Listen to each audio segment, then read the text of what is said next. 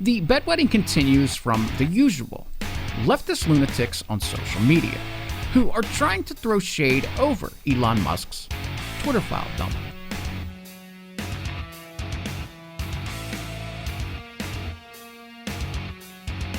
Instead of saying what it's really all about, which is government agencies and Joe Biden's presidential campaign having direct access to social media execs, all so that they can have control over other people's social media posts that they don't like, along with targeting certain people to be removed. No, instead they tried and mislead people by saying the file dump is all about Hunter Biden and his laptop from hell, which should be bad enough on the surface with all of the pictures and incriminating evidence on it, but the leftist lunatics continue to try and twist the narrative because they're desperate.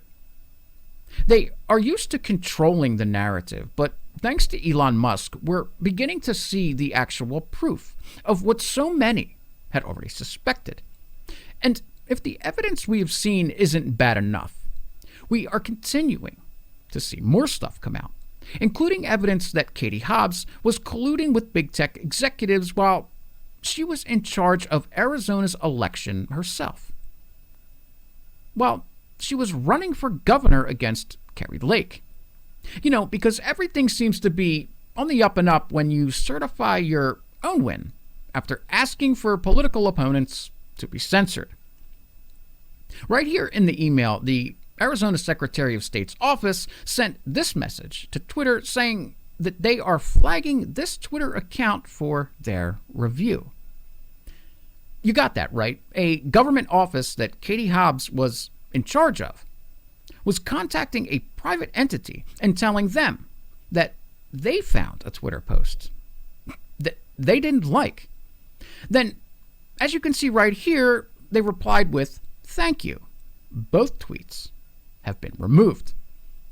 It's just like the correspondence here from Joe Biden's team, pointing to tweets that they didn't like, with a reply from a Twitter exec that said, "Handled." How much more proof do you need? Oh, and by the way, Katie Hobbs was threatening counties with prosecution if they didn't declare her winner as well. We also had the left's corrupt Soros-backed lawyer, Mark Elias, who openly on Twitter was threatening lawsuits.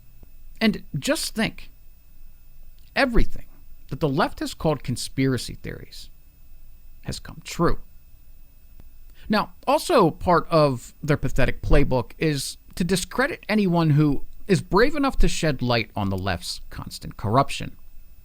Not only are they attacking Elon Musk, but they're going after Matt Taibbi as well.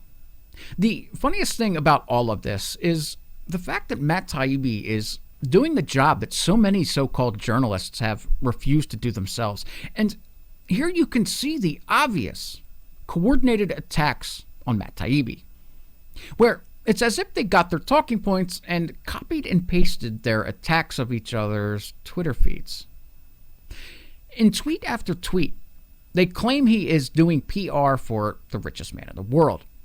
What's amazing is these are grown adults acting like this. They're like little toddlers throwing a temper tantrum.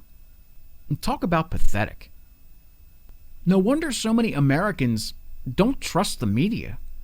They attack people who are actually telling the truth, and they continue to lie to Americans on a daily basis, as well as help the radical left and their fascistic policies. We are witnessing the public-private partnership beginning to take hold, which is yet another so-called conspiracy theory that has come true. Not to mention the lies that continue to come from the White House podium on a daily basis, with comments like this. The president's never been down to the border. The possible next speaker says that he wants him to go with him, so is he going to? So look, he's been there. He's been to the border, and since he took office. When did he go to the border? Since he took office, the President Biden has been taking action to fix our immigration system and secure our border, and that's why on day one he put forward an immigration reform, a piece of legislation to deal with what is currently happening at the border. They just don't care anymore. They don't care. that you see them lie to you on a daily basis. And they do it because they continue to get away with it. And then when people are telling the truth, they are called conspiracy theorists and have coordinated attacks sent their way, trying to discredit them. And this will continue until the American people have had enough. You know, it's become a cliche to say that we're living in George Orwell's 1984. But how much more proof do you need?